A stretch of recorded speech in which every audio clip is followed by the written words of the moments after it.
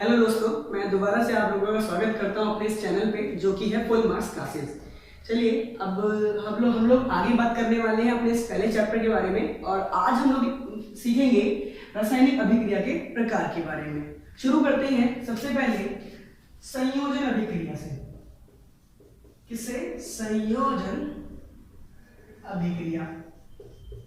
चलिए इस संयोजन नाम से काफी ज्यादा क्लियर आता है।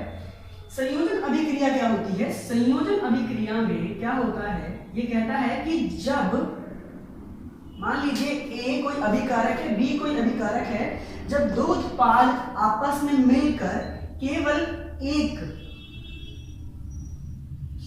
गलती ये हो गई, जब दो अभिकारक आपस में मिलकर केवल एक ही उत्पाद का निर्माण करें तो उसे संयोजन अभिक्रिया कहते हैं। संयोजन अभिक्रिया क्या होती है? जब दो या दो से ज्यादा अभिकारक आपस में मिले और वहां पर केवल एक ही उत्पाद का क्या हो? निर्माण हो। इसका उदाहरण हम लोग जानते हैं। चलिए अभी मैं आपका उदाहरण देता हूं। जैसे कि पीछे हमने देखा जब मैग्नीशियम का अभिक्रिया ऑक्सीजन के साथ होता है तो वो मैग्नीशियम ऑक्साइड बनाता है।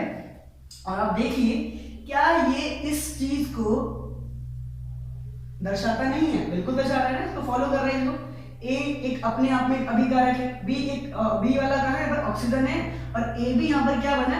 मैग्नीशियम ऑक्साइड बना। क्या बना? Magnesium oxide. ठीक है, तो ये हो गया किसका उदाहरण? संयोजन अभिक्रिया का। चलिए एक और उदाहरण ले लेते हैं। H2 प्लस O2, और जब हम इसको मिलाते हैं तो बनता है क्या? H2O। तो देख सकते हैं ये भी किसका उदाहरण है? संयोजन अभिक्रिया का, है ना? बहुत सरल उदाहरण था। अच्छा चलिए एक और एग्जांपल लेते हैं जिससे हम थोड़ा बहुत क्लियर करेंगे। देखिए हमने क्या ले लिया?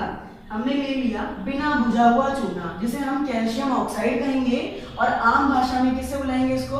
हम इसको बुलाएंगे बिना बुझा हुआ चूना। बिना बुझा हुआ चूना। जब इसमें हमने क्या किया? पानी मिलाया। पानी किस अवस्था में है? द्रव्य अवस्था में। बिना बुझा हुआ ठोस अवस्था में है। तो जब बिना बुझा हुआ चूना यानी कि एक चूना है, जब चूने को पानी में मिलाया जाता है तो उनके बीच में भी क्या होता है? अभिक्रिया होती है, और वो अभिक्रिया का उदाहरण भी संयोजन अभिक्रिया का ही है। देखिए जब पानी में चूने को मिलाया गया तो इसमें चूना पानी बनेगा, और इसको हम बोलते हैं बुझा हुआ चूना। इसे क्या बोलते हैं हम लोग? बुझा हुआ चूना। बुझा हुआ चूना ये क्या है? तो ये एक जलीय विलयन है। ये क्या है? एक जलीय विलयन है। तो आप देख सकते हैं जब इन दो अभिकारक को मिलाया तो केवल यहाँ पर भी एक ही उत्पाद का निर्माण हुआ, और साथ में इसके एक और चीज जो उत्पन्न होती है वो है ऊष्मा। यानी कि जब पानी में चूने को मिलाते हैं तो पानी गर्म हो जाता है, उसका तापमान बढ़ जाता है, उसमें ऊष्मा उत्पन्न होती है। तो इसके साथ हमने क्या लिख दिया? ऊष्मा।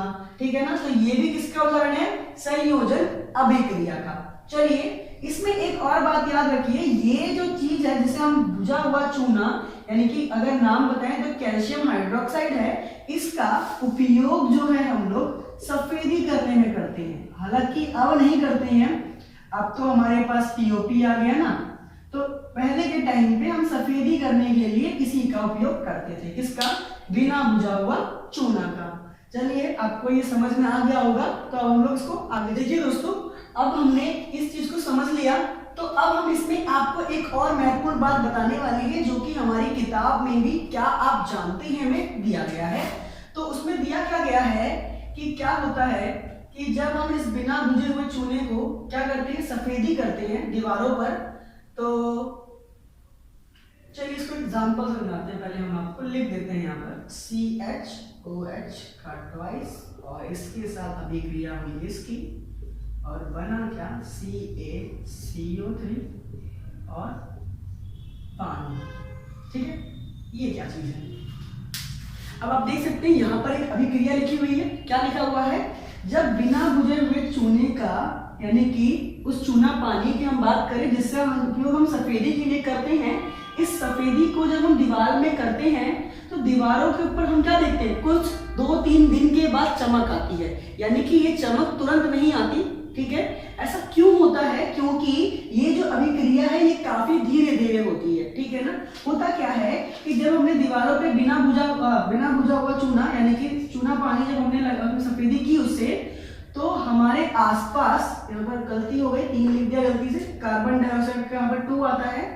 तो अब होता क्या है, इसके आसपास जो हवा है, हवा क्या होती है, मिश्रण होती है अनेक गैसेस की, है ना। तो उसी में जब कार्बन डाइऑक्साइड के साथ जब ये मिलता है तो अभिक्रिया होता है, और ये एक CO3 यानी कि कैल्शियम कार्बोनेट कहें, ठीक है ना, जिसका ये बनता है। और ये कैसा होता है, ये ठोस होता है, यानी कि एक पपड़ी बनती है, चमक बनती है।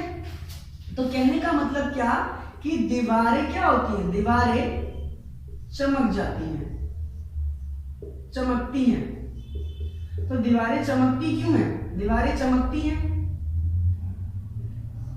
दीवारें क्यों चमकती हैं, क्योंकि उसके ऊपर हुआ क्या कि जब हमने ये सफेदी इसकी की दीवारों पे मारी, तो उसके आसपास जो कार्बन डाइऑक्साइड जो गैस था उसके साथ मिलकर इसने क्या किया, अभिक्रिया किया, और क्या हो गया, और वो अभिक्रिया में इसने क्या बनाया, तो पपड़ी बनी। और पपड़ी किसकी, एकदम व्हाइट, एकदम सफेद, और किसकी, इससे हमारी दीवारें क्या हो गई, चमक गई। और वो क्या था, वो था कैल्शियम कार्बोनेट, और साथ में पानी बनता है। पानी तो हालांकि सूख जाता है कुछ दिन के बाद, तो उस दीवारों पे जो पपड़ी रह जाती है वो किसकी होती है, कैल्शियम कार्बोनेट की। और ये कैल्शियम कार्बोनेट का ये संगमरमर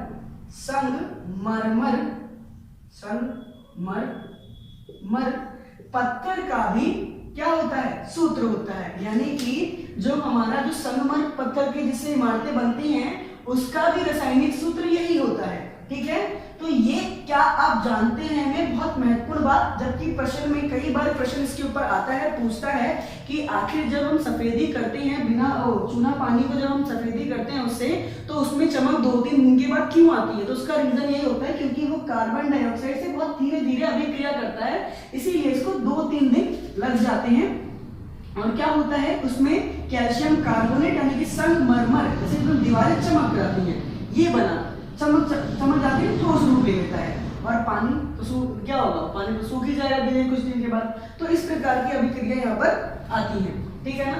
तो ये था कुछ किसके बारे में, ये था संयोजन अभिक्रिया के बारे में। अब यहाँ पर एक बात और हमें समझनी है, और उसको हम इसीलिए इसको एक बार हम इसको रफ कर देते हैं, वो क्या है। तो अब आप देख सकते हैं ये जो अभिक्रिया हमने दी, ये संयोजन अभिक्रिया का उदाहरण तो है ही है, साथ में ये एक और अभिक्रिया का उदाहरण है जिसका नाम है ऊष्माक्षेपी अभिक्रिया। अब ये ऊष्माक्षेपी अभिक्रिया क्या होती है, तो ध्यान देना, आप लोग ध्यान से सुनना कि ऐसी अभिक्रिया जिसमें ऊष्मा उत्पन्न होती है, उसमें क्या होती है, ऊष्मा उत्पन्न होती है, उसे ऊष्माक्षेपी अभिक्रिया कहते हैं। इसमें इसके नाम में भी ऊष्मा छुपा हुआ है। तो ऐसी अभिक्रिया जिनमें ऊष्मा उत्पन्न होती है उसे क्या कहेंगे, ऊष्माक्षेपी अभिक्रिया। और ये जो उदाहरण दिया हुआ है ये ऊष्माक्षेपी अभिक्रिया का भी उदाहरण है, ठीक है ना। अगर यहाँ पर एक और प्रश्न जो कई बार आपके एग्जाम में आ जाता है, जैसे कि क्या, कि जो श्वसन प्रक्रिया है, श्वसन प्रक्रिया यानी श्वसन प्रक्रिया क्या होता है, तो श्वसन प्रक्रिया में हम भोजन को जब हम भोजन जब हमारा खाते हैं, वो जब पाचन हो जाता है, तो पाचन होने के बाद जो ग्लूकोज में प्रोड्यूस होता है, तो भोजन कहीं ना कहीं उसको वो ऊर्जा में क्या करता है, परिवर्तित करता है। तो इसमें भी क्या होता है, इसमें भी ऊर्जा का क्या होता है, ऊर्जा उत्पन्न होती है। तो ये ऊर्जा भी क्या है, एक प्रकार, ऊष्मा भी क्या है, ऊष्मा भी एक प्रकार की ऊर्जा है। तो कहीं ना कहीं ये भी किसका उदाहरण है, ऊष्माक्षेपी अभिक्रिया का उदाहरण। ये समझें तो पाचन होने के बाद भोजन बनता है ग्लूकोज, और ग्लूकोज का जो सूत्र होता है वो होता है 6,6H12O6 होता है। तो जब इसमें ऑक्सीजन इसके साथ मिलता है तो अभिक्रिया होता है, जहां पर CO2 पानी तथा ऊर्जा का क्या होता है, निर्माण होता है। तो ये अभिक्रिया भी क्या है, ऊष्माक्षेपी की अभिक्रिया है, ठीक है ना। तो ये आप एक बार क्या करना, इसको याद रखना, ठीक है। तो ये कुछ बातें किसके बारे में, संयोजन अभिक्रिया के बारे में, ठीक है ना। और आगे हम लोग अगली क्लास में अगली अभिक्रिया लेके आएंगे और एक एक करके इन सभी को समझेंगे ताकि हम इसको सही ढंग से समझ सके। धन्यवाद।